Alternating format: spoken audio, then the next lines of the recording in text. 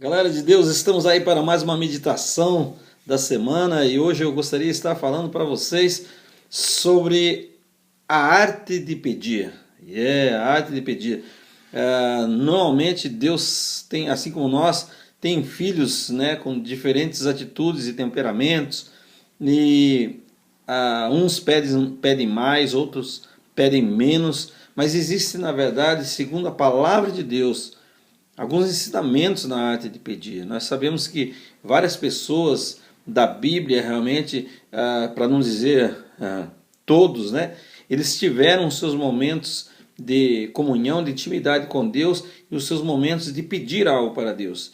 Então, quando eu vou falar agora aqui, eu gostaria que você entendesse, quando eu vou falar agora da arte de pedir, preste bem atenção.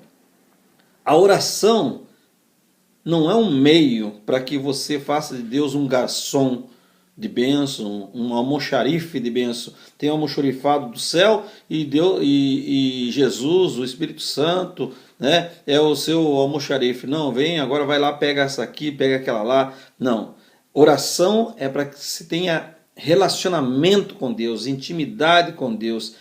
Você conheça o coração de Deus e você deixe Deus conhecer o teu coração daquilo que você se expressa, porque Deus conhece, claro, todas as coisas, mas nós sabemos que Deus gosta que nós sejamos sinceros, que nós nos deleitemos em falar com Deus. Deus, além da intimidade que Deus quer ter conosco, Deus quer ouvir a nossa voz, nesse sentido de relacionamento pai com filho. Então, quando eu vou falar de pedir, eu estou pressupondo que você já tem uma vida de oração, uma vida de intimidade, de conversa com Deus, ok? Se você não tem ainda, procure desenvolver passo a passo uma vida de oração diária com Deus. Tessalonicenses, Paulo pediu aos Tessalonicenses, né?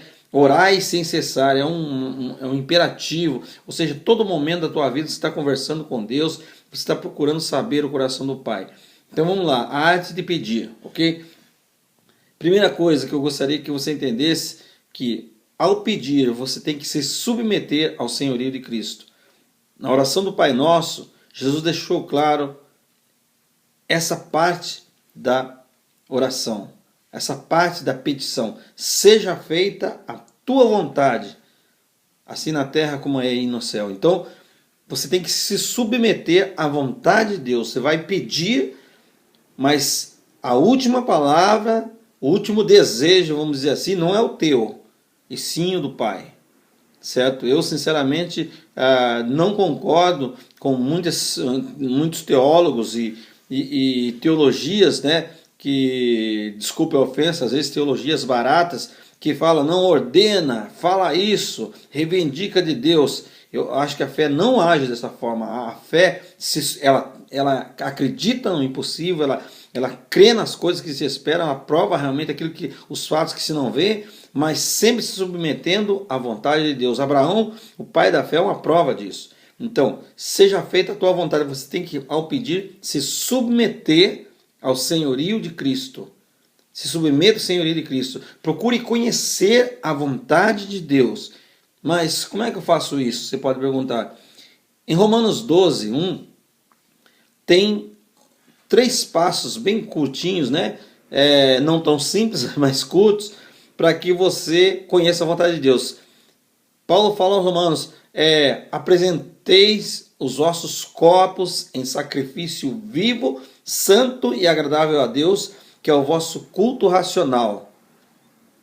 Primeiro passo, então, para conhecer a vontade de Deus, é você ter um culto diário para Deus, o teu culto racional, com a tua mente, usando a tua inteligência que Deus te deu.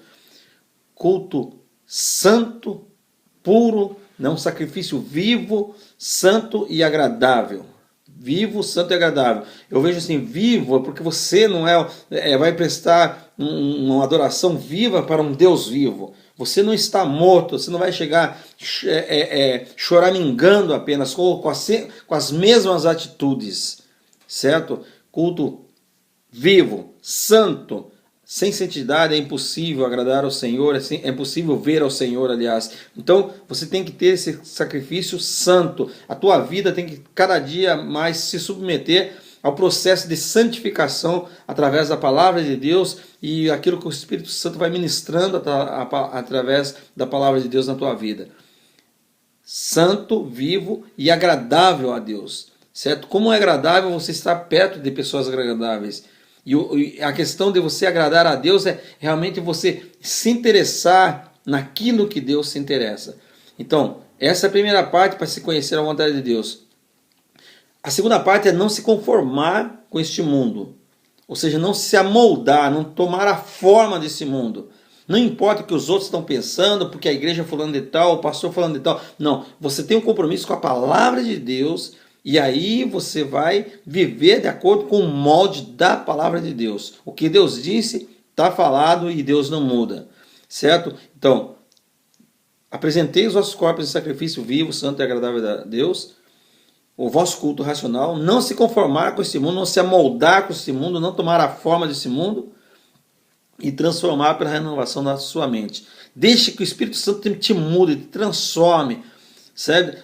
Os seus achismos, as suas axiologias não podem, certo, fazer com que você viva um padrão mundano, viva um padrão arcaico que você vivia quando você não conhecia Cristo, um padrão que não fazia parte do reino de Deus. Agora você tem que se transformar, coisas na tua cabeça que veio de tradição, que veio de herança familiar, das suas próprias pressuposições, você tem que se moldar com a mente de Deus através da palavra de Deus.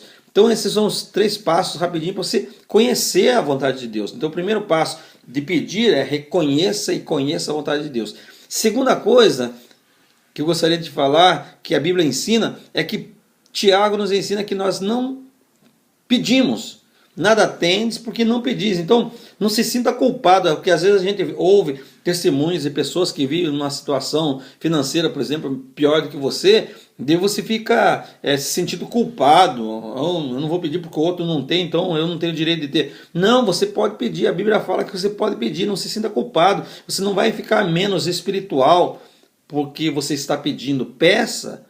Deus quer que você faça isso. E a terceira coisa, mesmo Tiago ensina, mas às vezes vocês pedem mal para gastarem em vossos deleites.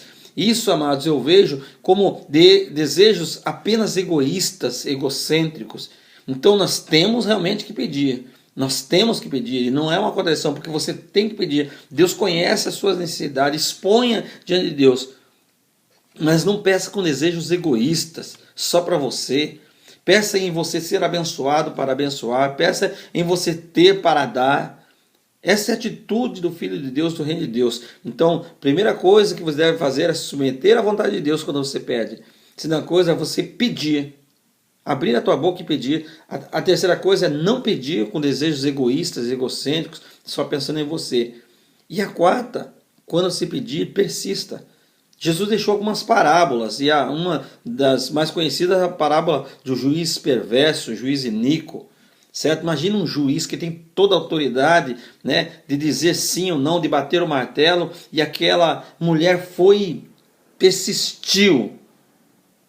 E Deus nos ensina, Jesus nos ensinou que nós devemos persistir. Ok? Então a arte de pedir não é tão simples, por isso que às vezes nós não recebemos. Eu estava fazendo uma análise introspectiva comigo mesmo dos meus pedidos, é por isso que nós não recebemos muitas vezes, certo? Porque nós não nos submetemos ao senhorio de Cristo, à vontade de Deus, nós não pedimos, e quando nós pedimos mal, pedimos com desejos egoístas, e nós não persistimos. 2, 3, 4 orações, 5 no máximo, mas não pedir demais, eu acho que Deus não quer me atender mesmo. Então não pense desse jeito, persista também. Ok, galera? Esta é a arte de pedir segundo a palavra de Deus. Então, seja, uma pessoa que tem um relacionamento com Deus através da oração e peça para Deus. Deus sempre vai te atender. Valeu, galera. Nos vemos na semana que vem. Deus abençoe.